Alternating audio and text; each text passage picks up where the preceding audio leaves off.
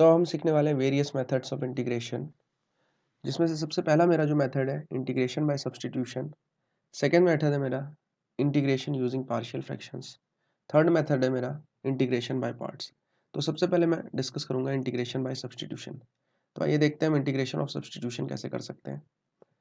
तो जैसा कि ये मेरा फंक्शन है साइन ऑफ एम एक्स, तो इसे मुझे क्या करना है, इसे मुझे इंटीग्रेट करना है।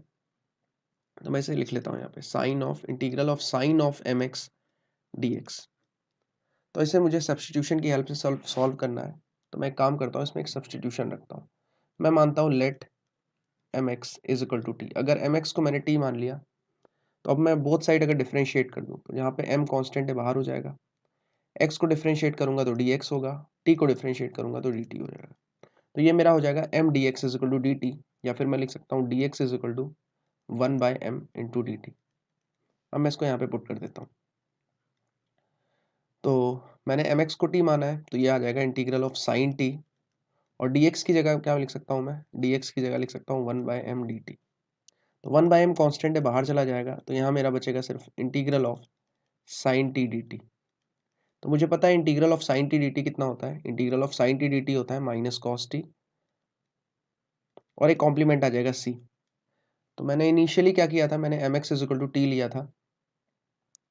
तो अब मैं क्या करूँगा, t को यहाँ से रिप्लेस कर दूंगा।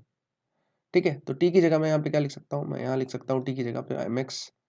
तो ये वाला माइनस मेरा बाहर आ जाएगा, 1/m minus 1/m cos of T है, तो मैं यहाँ लिख सकता हूँ कॉस ऑफ एम एक्स, और एक कॉम्प्लीमेंट लगा दूंगा यहाँ c। तो ये मेरा फाइनल आंसर आ गया with the help of substitution. जैसा कि सेकंड मुझे दिया गया है ये फंक्शन, तो मुझे इसे इंटीग्रेट करना है। मैं इसे इंटीग्रेट करता हूँ, चलिए। तो इसको ये हमारा है 2x sine of x square plus 1। ठीक है, तो जनरली हम ऐसी चीज़ को लेट करते हैं t, जिसको डिफरेंशिएट करने पर हमारा एक दूसरा वाला फंक्शन आ जाए। जैसा कि अगर यहाँ पे मैं let x square plus 1 is equal to अगर टी करूँ, और दोनों साइड डिफरेंशिएट कर दूँ, तो ये मेरा कितना हो जाएगा 2x, 1 का डिफरेंशिएशन 0 हो जाएगा, और ये हो जाएगा 2x dx, और ये हो जाएगा dt। तो मैं 2x dx की जगह क्या कर सकता हूँ, dt लिख सकता हूँ। तो मैं इसे थोड़ा और अच्छे से लिखूँ अगर, तो इसको ऐसे लिख सकता हूँ sine of x square plus 1, और 2x dx मैंने अलग से लिख लिया ऐसा। तो जैसा कि मैंने सपोज किया है, सब्स्टिट्यूट किया है कि मैं सब्स्टिट्यूट करने वाला हूँ x square plus 1 is equal to t, तो ये हो जाएगा साइन टी, और 2x dt मेरा क्या हो जाएगा dt।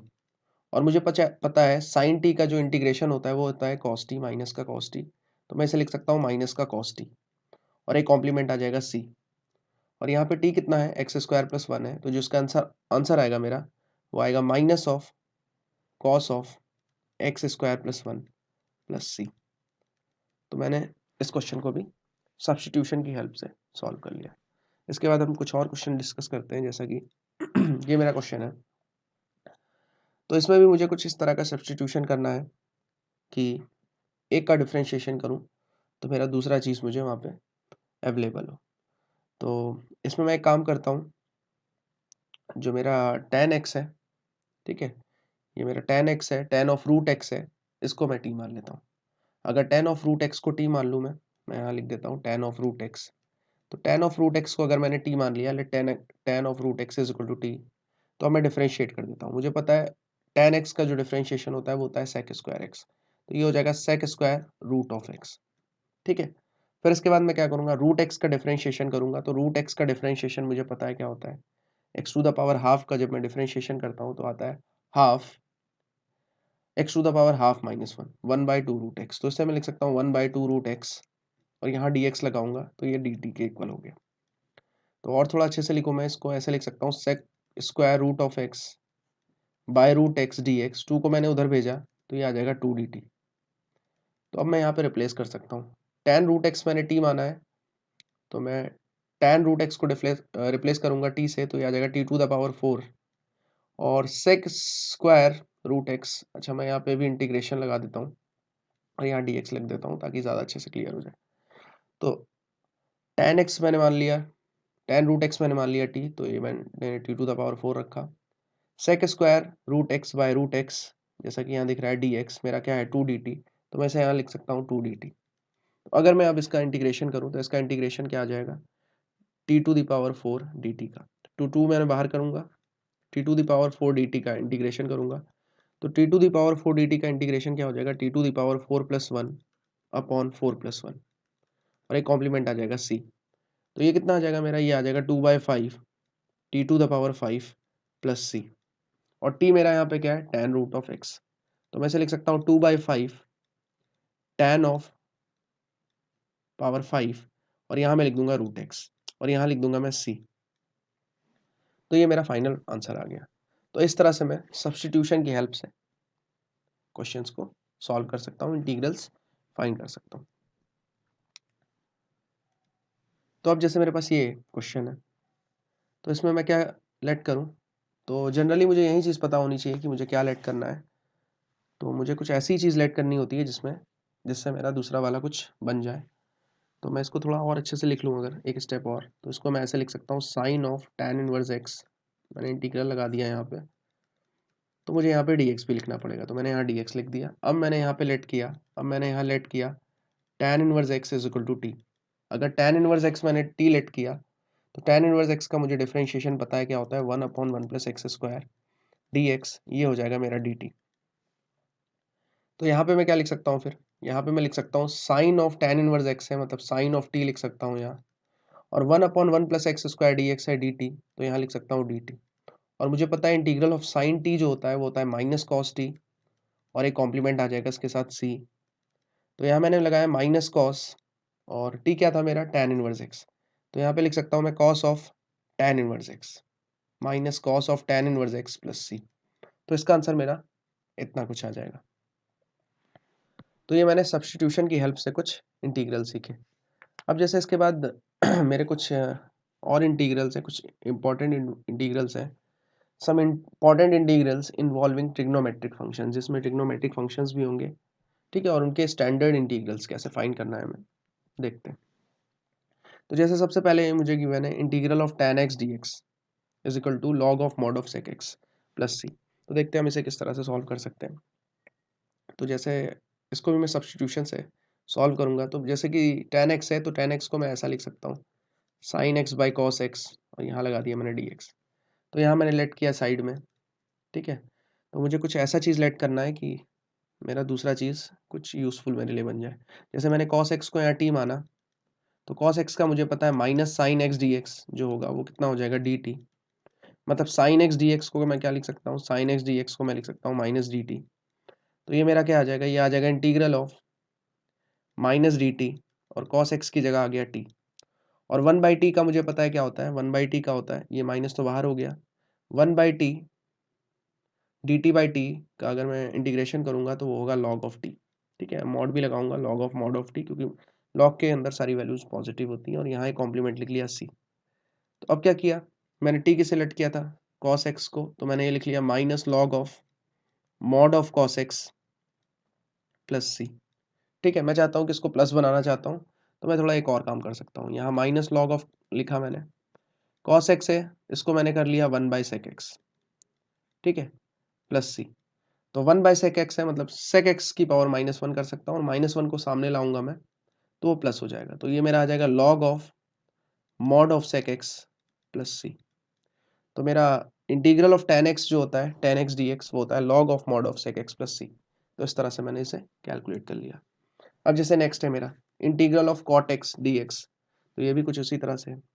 तो यहाँ पे भी मैंने वही चीज़ की, यहाँ लिखा मैंने integral of cos x by sine x dx। यहाँ पे मैं साइन एक्स लेट कर लेता हूँ, let sine x is equal to T.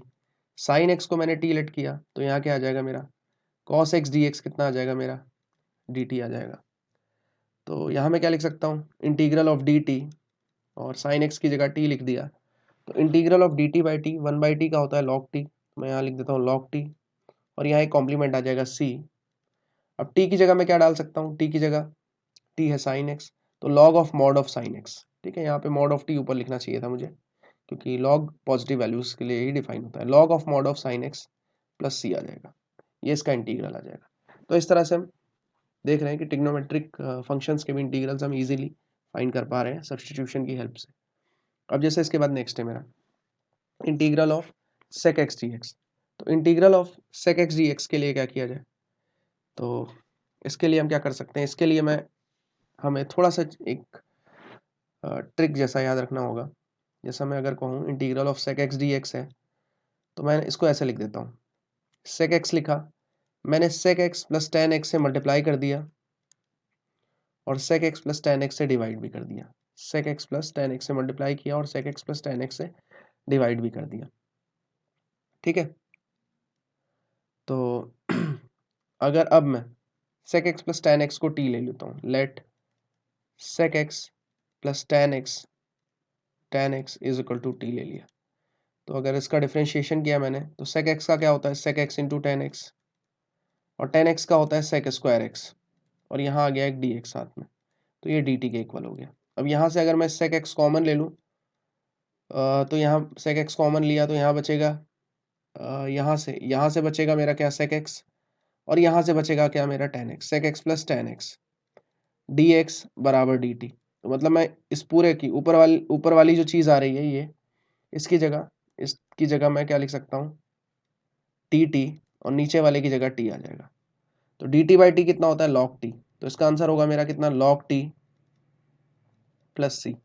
और लॉग टी को मैं किससे रिप्लेस कर सकता हूँ, मैं इससे रिप्लेस कर सकता हूँ, लॉग ऑफ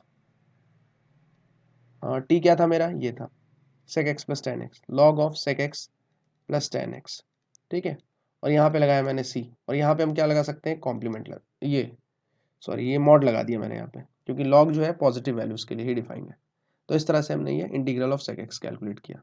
इसके बाद है हमारा integral of cosec x d x, तो ये भी कुछ उसी तरह से प्रोसीजर है इसका। तो integral of cosec x d x, तो इसमें भी मुझे एक थोड़ा सा ट्रिक जैसा याद रखना है। यहाँ पे कॉसेक एक्स लिखा, यहाँ लिखा मैंने cosec x plus cot x से डिवाइड किया, और cosec x plus cot x से डिवाइड करना है और मल्टीप्लाई भी करना है, तो दोनों चीज़ किया मैंने। यहाँ लिखा डी एक्स, तो मैंने यहाँ लेट कर लिया, let cosec x plus cot x is equal to t, इसको मैंने टी लेट किया। डिफ्रेंशिएट करूंगा इसको, तो कॉसेक एक्स को डिफ्रेंशिएट करूंगा तो कितना आएगा, cosec x into cot x, ये आएगा माइनस का, कॉट एक्स का आ जाएगा मेरा माइनस कॉसेक स्क्वायर एक्स। ठीक है, और यहाँ डी एक्स होगा, और ये किसके इक्वल होगा, डी टी के इक्वल होगा। यहाँ से मैंने माइनस कॉसेक एक्स कॉमन ले लिया, माइनस कॉसेक एक्स कॉमन लिया, तो यहाँ बचेगा cot x plus cosec x, और ये डी एक्स आ गया किसके इक्वल, डी टी के इक्वल। ठीक है, तो यहाँ से अगर मैं रिप्लेस करूँ तो क्या लिख सकता हूँ मैं, देखो ये ऊपर वाला चीज़ मुझे यहाँ पे मिल गया, तो यहाँ पे लिख सकता हूँ मैं minus d t upon t, और minus d t upon t कितना होगा मेरा, माइनस ऑफ लॉग टी। तो माइनस ऑफ लॉग टी को मैं क्या लिख सकता हूँ, minus of log of t, मैंने क्या सपोज किया था, cosec x plus cot x, एक कॉम्प्लीमेंट आ जाएगा सी, और यहाँ पे लग जाएगा मॉड। तो ये मेरा किसका आ गया, ये इसका आ गया मेरा integral of cosec x d x. अच्छा, मुझे क्या करना है, यहाँ पे माइनस के फॉर्म में लाना है, तो मैं माइनस के फॉर्म में भी इजीली ला सकता हूँ, अगर मैं इस माइनस को अंदर लेके जाऊँ, या मैं इसको थोड़ा सा रेशनलाइज करूँ। अगर मैं इसको रेशनलाइज करूँ तो ये मुझे प्लस में भी मिल जाएगा, तो ये हो जाएगा मेरा लॉग ऑफ, अगर मैं इसको रेशनलाइज कर दूंगा तो मिल जाएगा log of mod of cosec x minus cot x, तो ये भी मुझे मिल जाएगा अगर मैं रेशनलाइज करूँगा तो ये मैंने ट्रिग्नोमेट्रिक फंक्शंस के इंटीग्रल्स अभी फाइंड कर लिए।